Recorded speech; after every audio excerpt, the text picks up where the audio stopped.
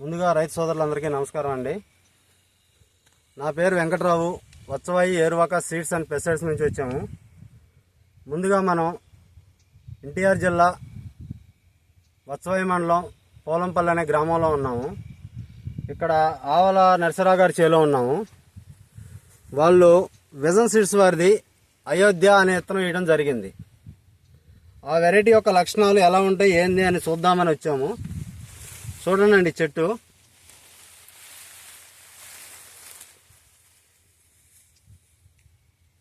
కాయ కూడా చూడండి, జంపు ఎలా ఉందో.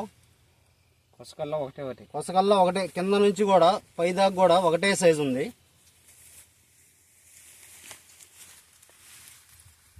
ఇదండి చెట్టు, నా హైట్ పెరిగింది.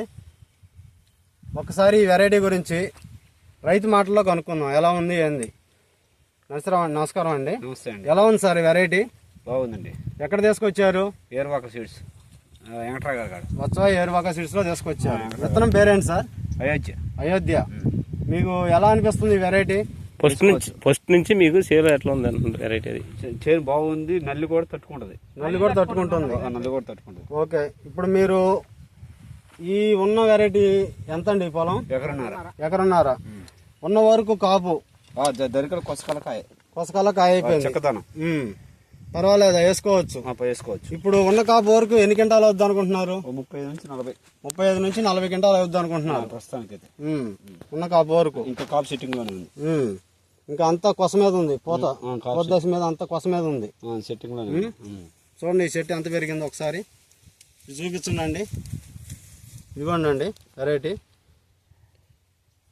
చెక్కదనం. ఇదిగో ఇది ఒక రెండో కొమ్మ, అటు కొమ్మలు. ఇదంతా ఒకటే చెట్టు అండి, ఒకటే మొదలది. అటు కూడా 30 ఎడల్పు వదిలి ఇదిగోండి, ఇదంతా ఒకటే రెండో కొమ్మలు. అచ్చు కూడా చెప్పచ్చు, 30 వచ్చని. అచ్చు కూడా 30 వచ్చు. ఏవి చెట్టు చూసినా అంతే ఉంటుంది, తోట మొత్తం చూసినా అంతే ఉంటుంది. ఒకటే పడుకో.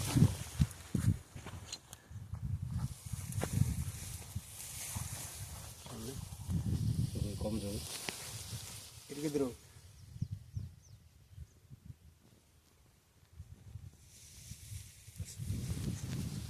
Okay sir, thank you.